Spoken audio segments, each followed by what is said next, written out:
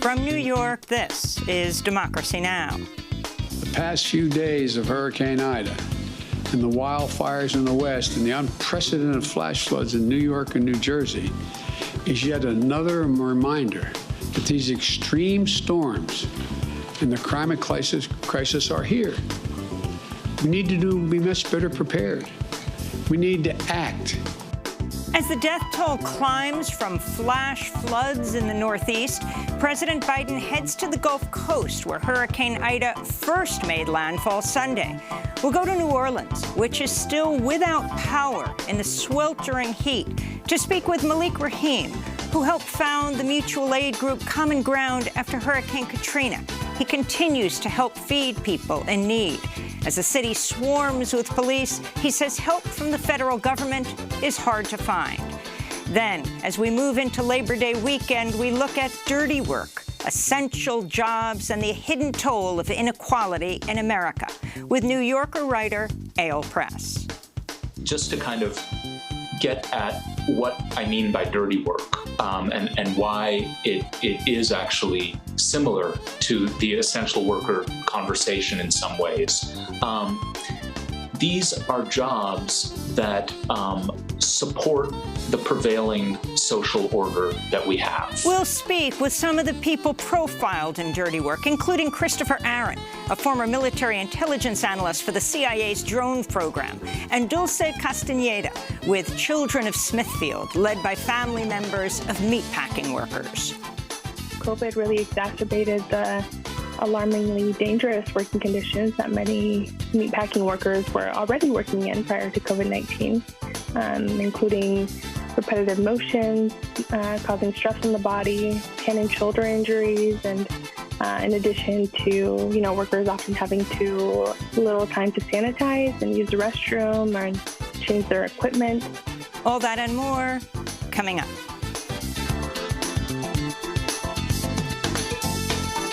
Welcome to Democracy Now!, democracynow.org, The War and Peace Report. I'm Mimi Goodman. The death toll from unprecedented flooding in the northeastern U.S. has risen to 46 after the remnants of Hurricane Ida left a trail of destruction from Pennsylvania to Massachusetts. Much of Philadelphia's Vine Street Expressway completely flooded, resembling a canal running through the city center. Here in New York, the bodies of at least 11 people were found in flooded basement apartments. A growing number of poor and working-class people, many of them immigrants, have been forced into illegal basement dwellings due to a shortage of affordable housing. Meanwhile, Mayor Bill de Blasio joined Governor Kathy Hochul and Senator Chuck Schumer Thursday in demanding Congress pass a federal infrastructure bill to help cities prepare for the climate catastrophe. What we've got to recognize is the suddenness, the brutality of storms now. It is different. A record set 2 weeks ago, another record set now, rainfall like we haven't seen ever before. This is the biggest wake-up call we could possibly get. Meanwhile, Hurricane Ida's death toll along the Gulf Coast has risen to 16. More than 830,000 customers remain without power. Louisiana officials say critical shortages of fuel are hampering relief efforts. State and federal officials are investigating reports of oil and chemical spills along the Gulf Coast in the wake of Hurricane Ida. The investigations come after the National Oceanic and Atmospheric Administration, that's NOAA, published aerial photos showing miles of oil slicks along the Mississippi River and in the Gulf of Mexico, including spills near a Phillips 66 refinery and an Enterprise offshore drilling platform.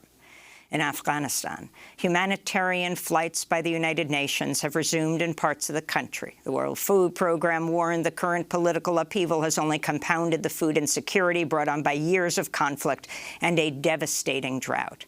Some 14 million people, or one-third of the population, face acute food insecurity, and half of all children under age 5 suffer from malnutrition.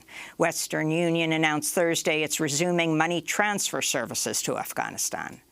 In the western city of Herat, dozens of women took to the streets Thursday to demand the Taliban respect their human rights and full participation in Afghan society. We demand the right of education, employment, freedom, security, and also presence in public forums, social activities, politics. We have to take place in political, social, and public fields. We have fought for these important rights for years. Meanwhile, intensifying fighting between rebel Afghan forces and the Taliban in Panjshir province, located north of Kabul, has reportedly resulted in casualties on both sides. This comes as the Taliban is poised to announce the formation of a new government in Kabul, with Reuters reporting recently returned Taliban co-founder Mullah Baradar will be its leader. Japanese Prime Minister Yoshihide Suga said Friday he will not seek re-election and will resign September 30th, less than a year after he took office. Suga has faced widespread criticism over his mishandling of Japan's coronavirus response and for pushing ahead with the Olympic and Paralympic Games despite surging COVID-19 numbers. Japan continues to report about 20,000 daily cases, and its overburdened hospitals are turning away thousands of patients each day. In the United States, COVID-19 deaths are continuing to rise rapidly, with nearly 3,000 deaths reported on Thursday. In Florida, which recorded a pandemic-high death toll in August, hospitals report more than 90% of all ICU beds are occupied, with significant shortages of oxygen. Meanwhile, NBC News reports at least 15 million COVID-19 vaccine doses across the U.S. have gone to waste, representing about 3% of all doses delivered. Democrats say they're preparing to fight against Texas's new law essentially banning abortions after the Supreme Court refused to halt it. House Speaker Nancy Pelosi said the House will hold a vote this month on the Women's Health Protection Act, which could help protect abortion rights. But the legislation is unlikely to receive a 60-vote filibuster-proof majority in the evenly divided Senate. President Biden slammed the unconstitutional chaos unleashed by the Texas abortion ban, vowing to deploy a, quote, whole-of-government effort to respond to the attack on Roe v. Wade. Meanwhile, in Texas, abortion providers say they're having to turn away distraught patients, many of whom will now have to leave the state if they can afford it in order to access abortions. Pandemic-related unemployment benefits are set to expire this Labor Day weekend for millions of people across the U.S., even as many states endure their worst outbreaks of the pandemic. About 3.3 million people who've exhausted state unemployment assistance will lose their pandemic emergency benefits. Also expiring is a program that provided aid to about 4.2 million jobless gig economy and self-employed workers. Nearly 3 million unemployed people will lose an extra $300 weekly benefit. The cutoff comes after the Biden administration repeatedly declined to ask the Democratic-controlled Congress to extend unemployment benefits. West Virginia Senator Joe Manchin called on fellow Democrats Thursday to pause plans for the $3.5 trillion spending bill, citing the bill's price tag and the risk of inflation. The measure would create millions of well-paid union jobs in a civilian climate corps to combat the climate crisis. It would also expand Medicare, extend the child tax credit, and would provide funds for universal pre-K and tuition-free community college. The bill is unlikely to pass without Manchin's support in the Senate, where Democrats have a razor-thin majority. Arizona Democratic Senator Kyrsten Sinema has also said she wants a smaller package. New York Congresswoman Alexandria Ocasio-Cortez tweeted in response, quote, Manchin has weekly huddles with Exxon and is one of many senators who gives lobbyists their pen to write so-called bipartisan fossil fuel bills. It's killing people. Our people, at least 12 last night, sick of this bipartisan corruption that masquerades as clear-eyed moderation, Ocasio-Cortez tweeted. The Environmental Protection Agency warns in a new report the climate crisis will impact communities of color the hardest. The EPA found Black Americans are 40% more likely to live in areas where extreme temperatures will drive up deaths, especially if the world warms by 2 degrees Celsius. On Thursday, President Biden said Hurricane Ida and western wildfires were yet another reminder that the climate crisis has arrived. But during the same speech, Biden said his Energy Department is authorizing the release of 1.5 million barrels from the Strategic Petroleum Reserve to combat fuel shortages in Louisiana following Hurricane Ida. That's why we're not waiting to assess the full impact of the storm is going to have on oil production and refineries. We're moving already, quickly, to increase the availability of gas and easing the pressure on gas prices around the country. President Biden's traveling to Louisiana today to tour damage from Hurricane Ida. A federal judge has ruled against the U.S. government's practice of blocking asylum seekers from applying for refuge at the U.S.-Mexico border. The policy, known as metering, was first enforced by the Obama administration. It caps the number of people who can seek asylum at ports of entry and cross into the U.S. while their claims make it through the courts. President Trump later expanded metering across the southern border, forcing thousands of asylum seekers who were placed on long waiting lists to remain in Mexican border cities for months, where they face the threat of kidnapping, sexual assault, and murder. Lawyer Stephen Medlock, who argued the case on behalf of asylum seekers, said in a statement, quote, "The very government officials that should have been welcoming and assisting victims of persecution and torture were told to turn them away from the United States. The district court found that to be unequivocally illegal," Medlock said. In Georgia, a former district attorney has been indicted on misconduct charges for her role in interfering in the murder investigation of Ahmaud Arbery, the 25-year-old black man who was chased down and shot to death while out for a jog last year. A grand jury is accusing former prosecutor Jackie Johnson of covering up for the 3 white men involved in Arbery's killing and shielding them from criminal charges. Johnson had previously worked with one of the men, Greg McMichael, who's a former police officer. Johnson asked police officers not to arrest McMichael's son, Travis. The father and son, as well as their friend William Bryan, are facing numerous charges in Georgia, including felony murder. In the occupied Gaza Strip, Israeli soldiers killed a Palestinian man during a protest Thursday at the separation barrier. At least 15 others were wounded, including a child. Gazans have been holding nightly demonstrations against the Israeli blockade and the ongoing violation of their human rights. And in El Salvador, hundreds of people took to the streets of the capital, San Salvador, earlier this week, protesting the adoption of Bitcoin as an official currency, making El Salvador the first nation in the world to do so.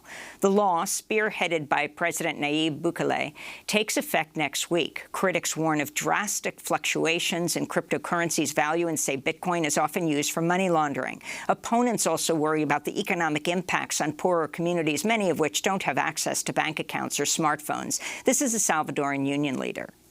The technology implemented for the use of this coin is still very expensive for Salvadorians, especially our older adults. It's high-end technology that's needed to handle this virtual currency. And those are some of the headlines. This is Democracy Now!, democracynow.org, The War and Peace Report. I'm Amy Goodman. The death toll from the remnants of Hurricane Ida that led to flash floods and tornadoes in the northeastern United States has now topped 46. In a speech Thursday, President Biden addressed the natural disasters across the United States. The people of Louisiana and Mississippi are resilient and resourceful. We're going to stand with you for as long as it takes to recover and allow you to rebuild. And to the country, the past few days of Hurricane Ida and the wildfires in the West and the unprecedented flash floods in New York and New Jersey is yet another reminder that these extreme storms and the climate crisis are here. We need to be much better prepared. We need to act. This comes as a new report from the Environmental Protection Agency details how people of color in the United States will bear the brunt of the climate crisis. Nearly 1 million homes and businesses in Louisiana and Mississippi are without power after Hurricane Ida made landfall Sunday. Nearly a week later, most of the city of New Orleans remains in the dark. Reports are coming in of tragic scenes, including in Independence, Louisiana, where 4 nursing home residents died and nearly 800 more were rescued from a warehouse after they were taken there to ride out the storm from 7 nursing homes, all owned by the same Baton Rouge businessman. They spent 6 days there, and several officials described the elderly living in inhumane conditions, some calling out for medicine, others stuck in diapers full of feces. Meanwhile, the city of New Orleans remains under a curfew imposed Tuesday by the mayor and New Orleans Police Chief Sean Ferguson, who spoke Tuesday. Effective today, 8 p.m. tonight, we will be enforcing our curfew ordinance, meaning that we're expecting everyone to comply. We also continue to enforce our anti-looting deployment. The added capacity in which the mayor mentioned Lang, Louisiana National Guard. LSP will be in here with us as well. Our Orleans Parish Criminal Sheriff's Office has also assisted with this deployment. So we have more additional capacity to address the needs of our city. For more, we go to New Orleans, to the neighborhood of Algiers, to speak by phone with Malik Rahim. We spoke to him extensively during Hurricane Katrina. You know that Ida hit on the 16th anniversary of Katrina.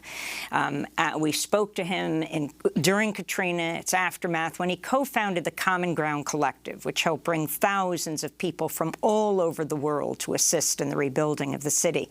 He's also one of the founders of the Louisiana chapter of the Black Panther Party. In 2008, he was a congressional candidate for the Green Party. Malik, welcome back to Democracy Now! It's great to have you with us. I spent a lot of time with you walking through Algiers. Now you are there, continuing to help people. But talk about who isn't there and just the condition of where you are right now. Well, first of all, Amy, I'm honored once again to be able to do an interview with you. I'm in now.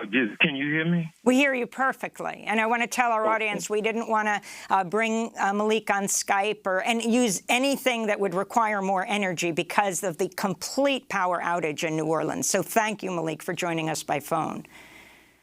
All right. But again, it's an honor to be on your show.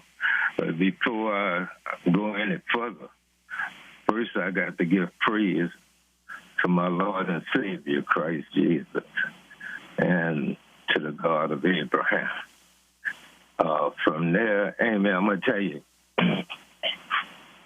if this is deja vu, if this is truly deja vu, and by that I mean it's happening again, same day, then that means in less than a month, we have another hurricane coming here.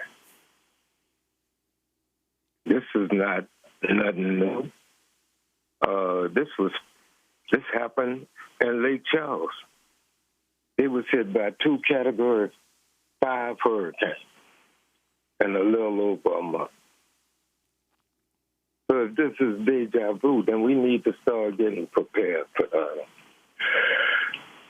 Now, as for what is lacking, what is lacking is the understanding that, once again, the poor was left. You know, those who had wealth, they left. Those who had any kind of income, when this hurricane, when Ida came this way, they left. They locked their second and third car up in the yard and their driveway, and they left. They didn't worry about giving the food away that they know was going to go bad. They just left. That's the reason why, once again, people start looting. Because once again, this hurricane happened when it was the worst time in America to be poor. After spending everything you had on school supplies. Now you're stuck. Now you're stuck in a city that have a heat index of 105. And the thing that really got to me that was lacking up until yesterday was ice. Because if you didn't have any money because you were broke and you was waiting on the first, you couldn't even go and buy a bag of ice. And if you bought one, walking in this heat back to your home, you lost at least a third of it. So you have people like this. Then the frustration came when the first came, when they had money in their account, but they can't access it. So that brings about it. But there's a saying, and I love what President Biden said, because he has the experience. He has witnessed what happened during Katrina. He was in government desk. He was vice president when other national disasters happened. So, and by that I mean he has the experience. And the experience said when he said we need to get prepared. But it can't be no just one-sided preparation. In the aftermath of Katrina, we served over 500,000 people. This has been acknowledged by groups all over the world, with the exception of the city of New Orleans. I mean, the International Coalition of Sites of Conscience have designated, not me, but my house as an international site of conscience, recognized in over 65 nations, but not in the city of New Orleans. So again, we have, because the thing that is needed is emergency disaster teams made up of people of their community. They could work in conjunction, especially with the fire department, and make sure that their community is taken care of. And if this was going on, then we'd be better prepared. If we'd be hit with another Rita, it wouldn't catch us in the same dismal situation where we have to force people to go to the shelters. We could prepare for it. And the thing that is needed that's happening now, Amy, is the fact that now we have this going on right now. And look at where the need is. This is going on during a pandemic. Nobody is talking right now about what's going to be the next impact that we're going to get hit with all these roofs that is leaking. Well, the only person that can afford to get their roof repaired is the rich. And the only person right now is able to afford to get somebody to put a tarp on their roof is those with some kind of money.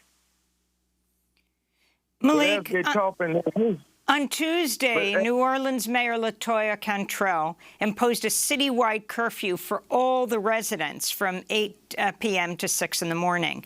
The police chief said that the Louisiana State Police and National Guard are supplementing police patrols. Have you seen these troops? Have you seen the National Guard? How are they being used? Well, I'm going to tell you one thing. Right now, what I've seen more of at least until he enforced this anti-looting law, bill, that we was working together. We was working together like we didn't work during Katrina. They was paying people the type of respect. But, Amy, it's heartbreaking when you see a woman with 3 kids in a house with no air conditioner, no fan, with nothing, not even ice. When you see people that is fearful of taking their medication because they feel that it's going bad, because there, again, there's no ice. But the thing that we have to look at is the next wave that's about to hit this city, and that is mold infestation. Because every house that got water in it going to suffer with mold infestation. Are we prepared for it? Will you have people that's taking bleach and bleaching out their walls and killing themselves in the act trying to rid their homes of mold? Because that's the next thing that's going to happen. Mold abatement got to be right there on top of it. And then the next thing is the Gulf Coast, our wetlands. Our wetlands was hit. Port Fourchon, Galliano, Cocotree. I could go on to the Grand Isle. These people took the blunt of this. But they also sit in right there in the petroleum industry. We have thousands of abandoned oil rigs in the Gulf of Mexico. We have thousands of them. What would have been the impact of them? We need groups like Greenpeace to come down here and step up.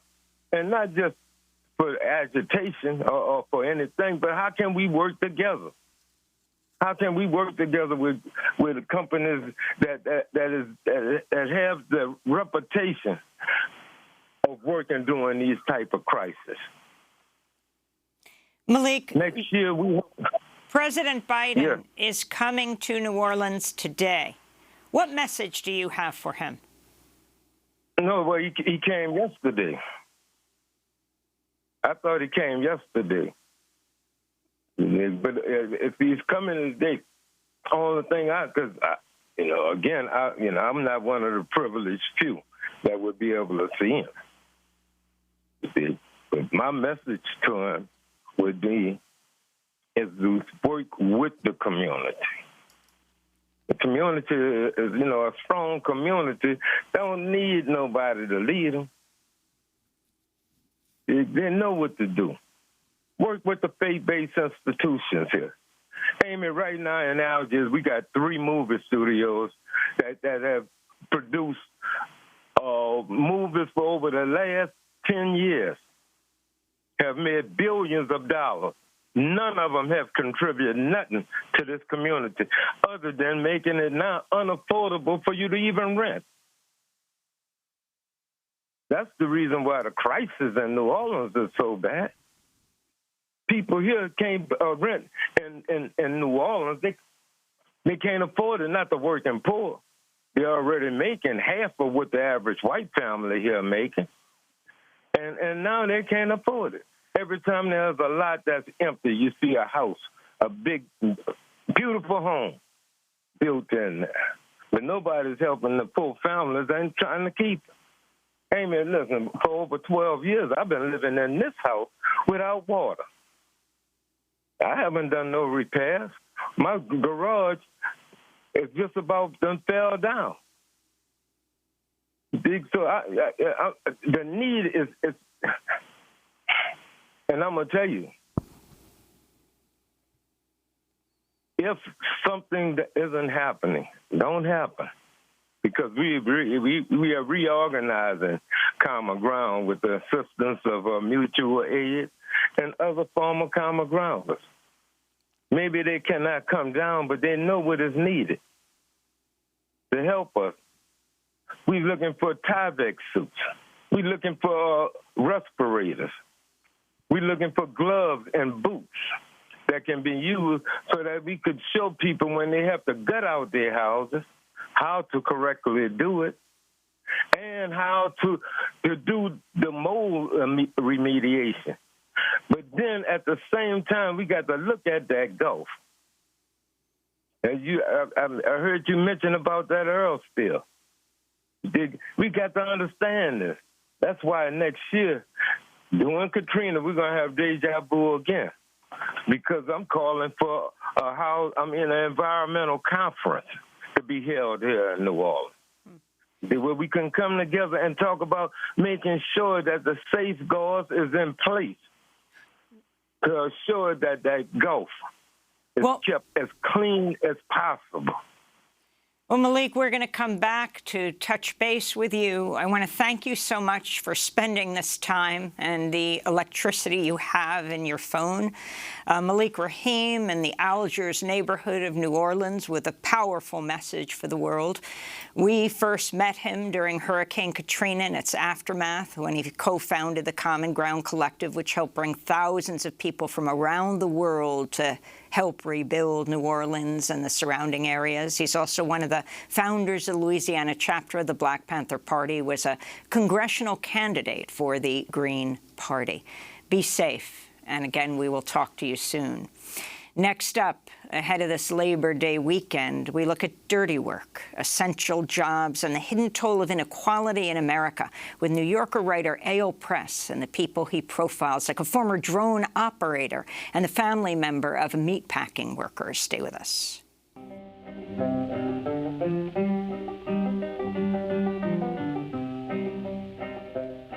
Come all of you good workers, good news to you I'll tell of how the good old Union has come in here to dwell.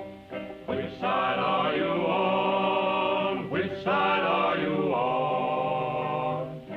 My daddy was a miner and I'm a miner's son, and I'll stick with the Union till every battle's won. Which side are you on? Which side are you on? They say in Harlan County there are no neutrals there. You'll either be a Union man or a thug for J.H. Blair. Which side are you on? Performed by Pete Seeger. This is Democracy Now!, democracynow.org, The War and Peace Report. I'm Amy Goodman. This Monday is Labor Day. Today we spend the rest of the hour looking at dirty work, essential jobs, and the hidden toll of inequality in America. It's the title of a new book by New Yorker writer A.O. Press. He profiles workers like prison guards and oil workers, and two people we'll speak to in a minute: a drone operator and the daughter of poultry plant workers. We begin with A.O. Press, who also has a new opinion piece in the New York Times headlined, "America Runs on Dirty Work and Moral Inequality." A.O. is joining us from Buffalo, New York. A.O., welcome back to Democracy Now! You begin your book, A.O., with a quote from the great writer James Baldwin, who said, "The powerless must do their own dirty work. The powerful have it done for them." Talk about what that means and what you mean by dirty work. So I don't mean the common colloquial expression, which I think leads people to just think of, say, garbage truck workers who do something that's physically dirty.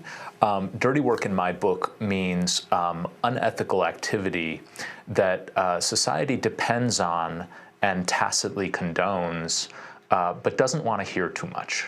So it is work that's sort of in the shadows. If we think of the work of conducting targeted assassinations in the drone program, or the work of running the mental health wards in America's jails and prisons, which, by the way, are the largest mental health institutions in this country, or the work of manning the kill floors in industrial slaughterhouses.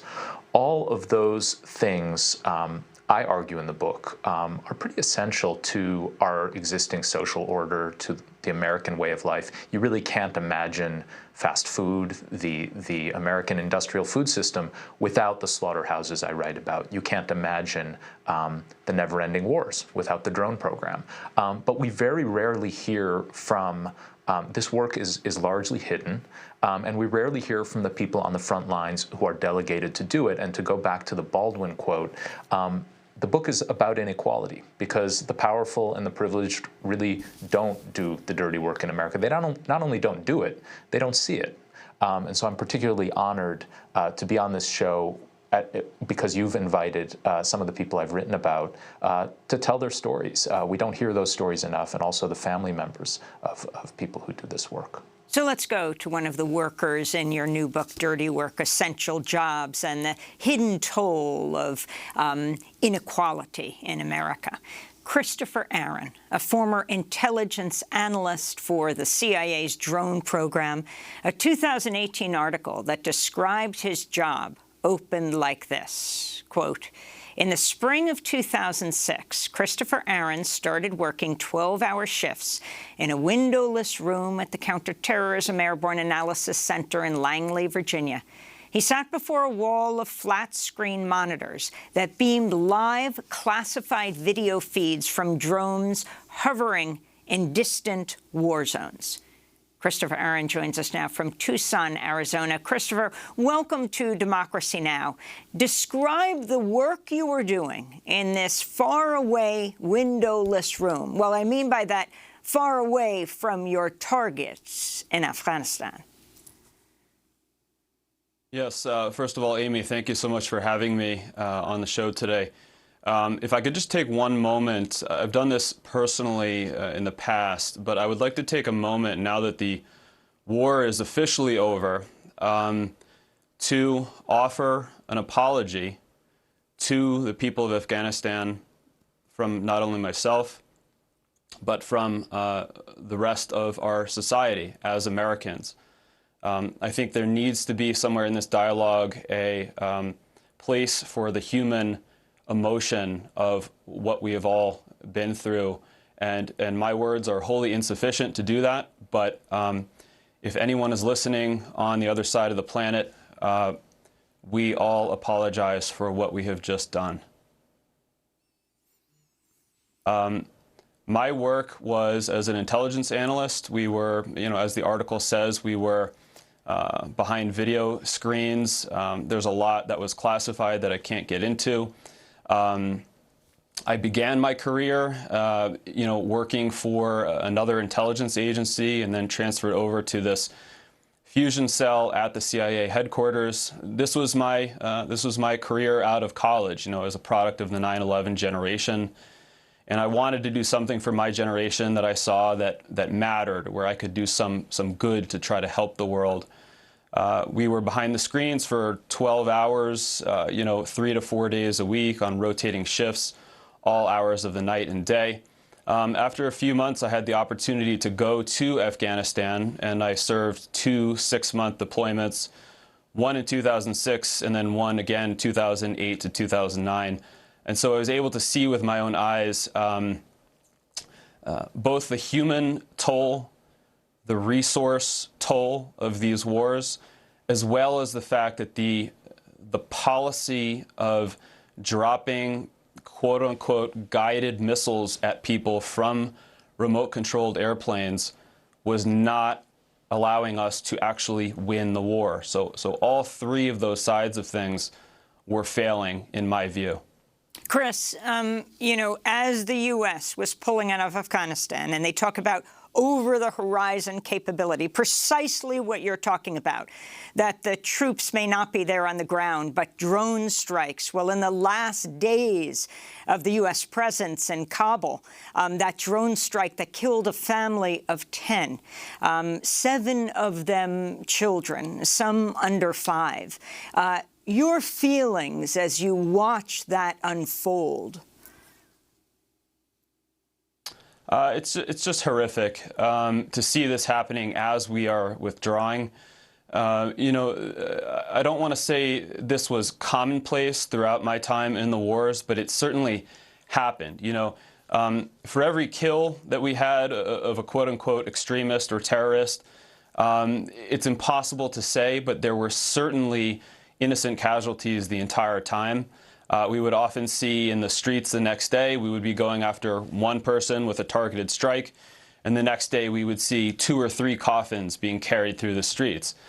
And there was just this attitude at the time amongst the military or in the intelligence community, like, well, this is the cost of war. This is what we have to do to get the terrorists, the Taliban, Al-Qaeda, et cetera. But you really start to put the pieces together and look at the cause and effect. And for example, with this drone strike just last week, it's not only the humans that were killed, but it's what about all their brothers? What about their sisters? What about their classmates in school? So whereas maybe you did successfully kill one extremist or one terrorist, you now have 5, 10, 15, 30 new ones to take their place. It's a failing policy. It's as simple as that. And as the war comes to, this chapter of this forever war comes to an end, how representative are you, in speaking to your colleagues, the other people who are in that room, if you still do, other soldiers, and the corporate media, they have vet after soldier saying, if we're pulling out now, what did we do this for? Questioning the pullout, but not so much just the critical point of that question. What did we do this for? It's a wonderful question. I began to ask myself that in 2006, and certainly after coming back again in 2008 to 2009, I saw with my own eyes that not only, of course, the wasted resources, the human toll on both sides of the fence, including the soldiers who I worked with who suffered tremendously from PTSD, which is something that I'm passionate about as well. But the loss of areas of control of the country in 2008, 2009, the entire region in southern Afghanistan of Kandahar, this might sound kind of silly, but I had Thanksgiving dinner there in 2006 as we were flying into some of the remote bases. And by 2009, we could not return there. So I was like, wait a minute, we're continuing this war. This was in 2009. We can't go back to a base that we formerly controlled. Why were we there the entire time? There are others. I'm not the only one who has spoken out about this. There's Brandon Bryant, Sean Westmoreland, Lisa Ling, and of course Daniel Hale, who has just been imprisoned just a month or two ago. However, I would say releasing it's few and information far about between the drone program. people. Correct. And there were one or two, pieces in there which were classified. It's something that I'm very careful about.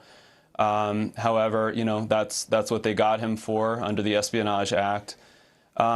Ultimately, what were we there for? I am unable to accept that, me as a 29-year-old back in 2009, that something that was so obvious to me about the failing of the trajectory of the wars, I'm unable to believe that my military superiors and the politicians way above me were not able to see the same thing.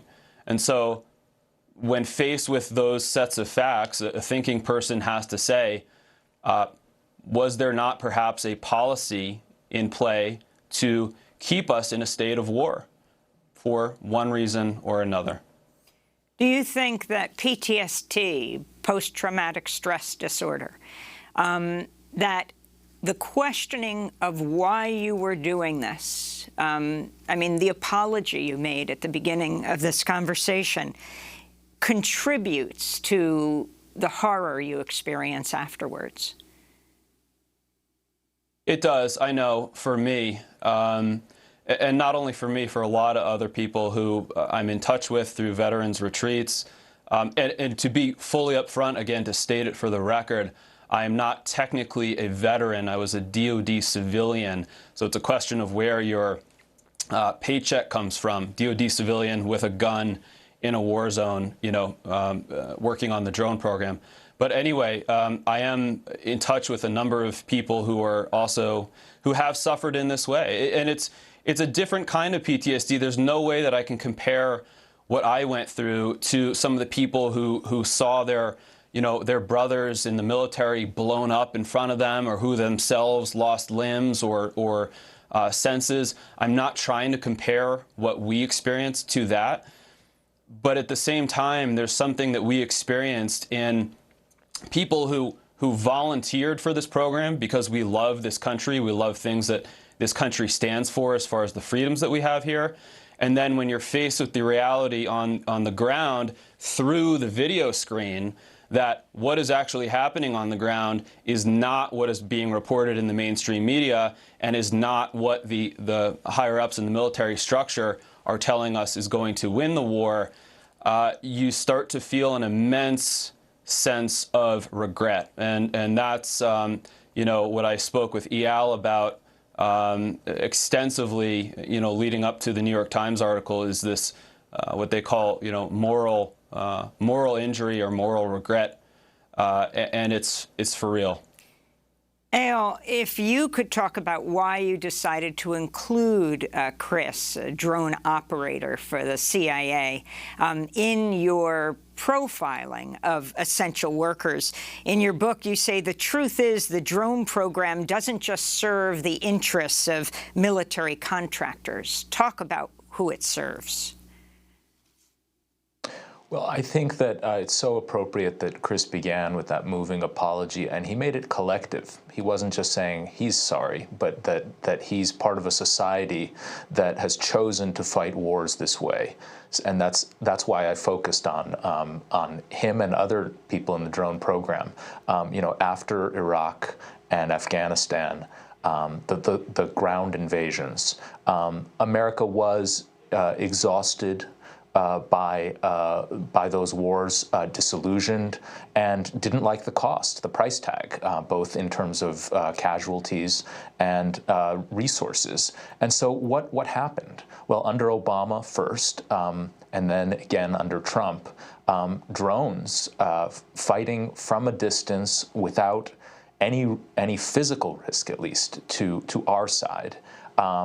And taking these keeping the same right to target and kill people, even in countries with which we're not formally at war, but doing it in the shadows, doing it out of sight, out of mind. And the fundamental theme of my book is that those acts are not just the military's, and they are not just Chris Aaron's, and they are not just the current people in the drone programs. They're ours. We own what the impact of that is, what the legal repercussions and the moral repercussions. And I just am struck that in the beginning of the drone program, there was so much talk about this being antiseptic and it would be like playing a video game. But then as I researched it and also looked at what the military itself has found, you have huge rates of burnout in the program, and analysts and imagery analysts and drone operators who quit or who just are mentally and emotionally and psychically distressed. Why? It's not because they evaded roadside bombs in the kind of the sense of injuries and PTSD that soldiers on the ground have had. It's because they're seeing intimately, day after day, shift after shift, violence unfolding on screens from a distance for which, in some cases, they feel responsible for things that go wrong, for things that, for a strike that happens and they're not sure who was hit. And so this term moral injury kept coming up, not just in what I was reading, but when I actually visited some bases and talked to psychiatrists on those bases. And I think that moral injury, again, doesn't belong just to the people who experience it, who are seeing what is done, but it belongs to all of us, to the society that has decided this is one of the ways we will continue fighting our wars. Finally, very quickly, Chris, were you what many called a joystick warrior? And were these so-called joystick warriors, drone operators, treated differently than soldiers in the battlefield? I was not a joystick operator. We communicated with them directly. There's a whole series of intelligence sources that come together to ultimately decide whether or not a strike will happen, a missile will be launched from the drone, or soldiers will go in. So where I fit in that chain was as an intelligence analyst, we essentially were providing the raw assessment as to what was happening on the ground. Are there people, so let's say we have the target who would be, let's say, the extremist inside a building that we're watching from the drone, and then the military commanders would come to us and say, are there women or children in that building as well? And based on the answers that we would give to them, sometimes a minute later, we would see a bright flash on the screen, and you're then counting how many dead bodies, in fact, do you see, after that strike. So I was not the joystick operator myself, but, that information is basically driving what the joystick operator does. Well, I want to thank you, Christopher Aaron, for joining us, former intelligence analyst for CIA's drone program. Eyal Press, please stay with us, author of Dirty Work, Essential Jobs, and the Hidden Toll of Inequality in America. We're also going to link to that piece you wrote in the New York Times. And we're going to speak after break to another person profiled in Dirty Work, Dulce Castañeda, the Children of Smithfield, led by family members of meatpacking workers. Stay with us.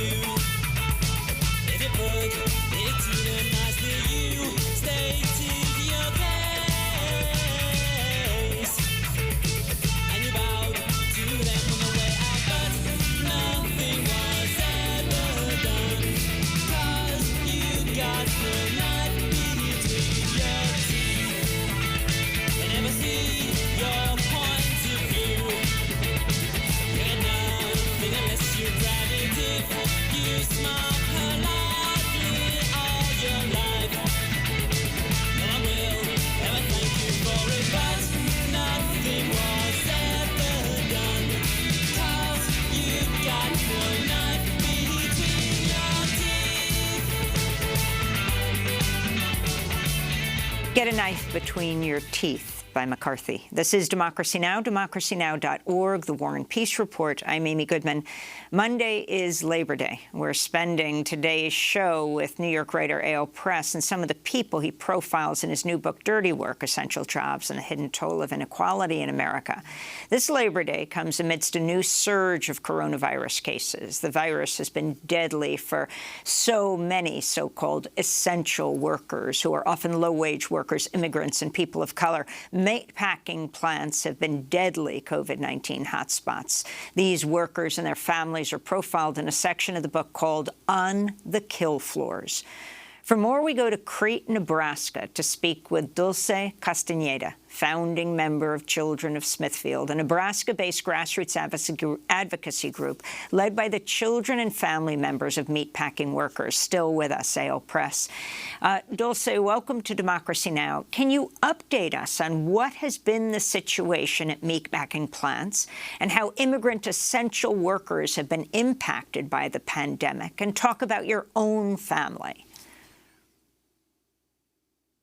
Absolutely. Thank you, Amy, for having me this morning. Yeah, so to start out, I guess I'll say in April of last year, of 2020, we were entering a crisis worldwide, and it was a situation in Crete, Nebraska, where we're beginning to see, a lot of our public locations beginning to close down. Schools had to shut down.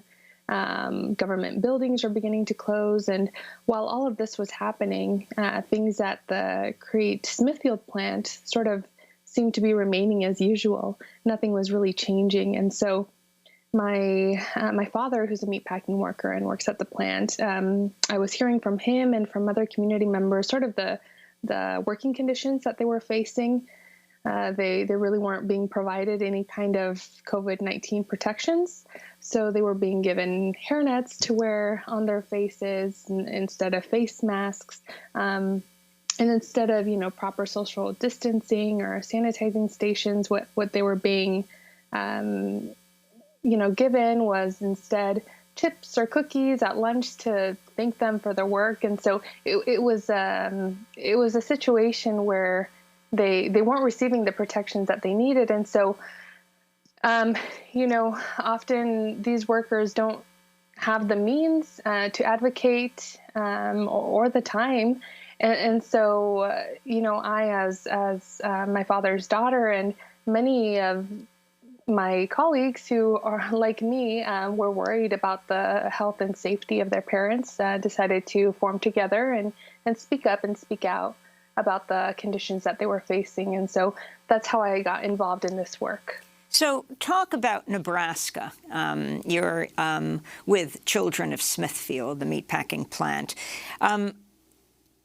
In Nebraska, almost 7,000 COVID-19 cases were traced back to meatpacking plants, where, according to the Migration Policy Institute, 11% of the workforce is made up of undocumented people. Can you talk about the conditions in the plant that your father, that so many people faced? I mean, during the Trump years, you had Republican governor after governor standing with Trump, saying they would not let the meatpacking plants close, even as we heard of the number of people sick and dying. Do you know what that number is? Unfortunately, in Nebraska, our governor decided to stop allowing health departments to release that information. So that information stopped being public in May of 2020, very early on. So, at a time where we were seeing around more than 100 cases were already reported at the Crete-Smithfield plant, and that number after that, there was a number that we could no longer trace back. And so we had aggregate data at the state level from the Department of Health and Human Services, but there was nothing traceable back to certain locations or certain facilities. And so, you would start to hear about people becoming sick or dying from word of mouth. All of a sudden, this person was missing on the line, and you didn't know why. You could make assumptions, but people began to stop showing up for work for one reason or another. How easily were family members, were the workers themselves able to get vaccines? Yeah, so they started vaccinating out at the plant in this year, I believe in March or April. So my father was fortunate enough to be able to be vaccinated out at the plant, and I know that they recently restarted vaccinating or having those available out at the facility within this last month. And just for people to understand, what's produced at Smithfield, where your dad works, and what message do you have for this country as we move into Labor Day? Sure, it's a pork processing facility. My father's worked there for more than 25 years now, and he's proud of the work that he does. He's always enjoyed his work, and he's a very hard worker. But I would say, these are the forgotten jobs, folks who we forget that they're the backbone of our local economies and our national economies. So I would say, if we really are thankful for the work that essential workers have done, especially in sustaining our societies and in such a moment of crisis, what better way to thank them than to start thinking critically about the access to different resources that they have or that they don't have, and how do we make sure that they can access them in the future. And finally, A.L. Press, who put together this wonderful, enlightening, painful book, Dirty Work, Essential Jobs, and the Hidden Toll of Inequality in America. What surprised you most in your research? You have 20 seconds. Well, I think that just the incredible dignity of the people I wrote about, including Dulce and Chris. It is a dark book and it is a hard book to read, but I think it's so important as we approach Labor Day, but also beyond it, to hear their voices, to know that this work is connected to all of us. We shape the conditions it takes place under. We shape the harm it causes. And so we have to think about that and own it. A.L. Press, author of Dirty Work, Essential Jobs, and the Hidden Toll of Inequality in America, and Dulce Castañeda with Children of Smithfield, speaking to us from Nebraska. That does it for our broadcast. Democracy Now! Produced with Renee Feltz, Mike Berkey, Negusder, Messiah Rhodes, Nermeen Sheikh, Maria Tarasena, Tammy Warnock, Tarina Nerdura, and Sam Alkoff. Special thanks to Julie Crosby. I'm Amy Goodman. Thanks so much for joining us.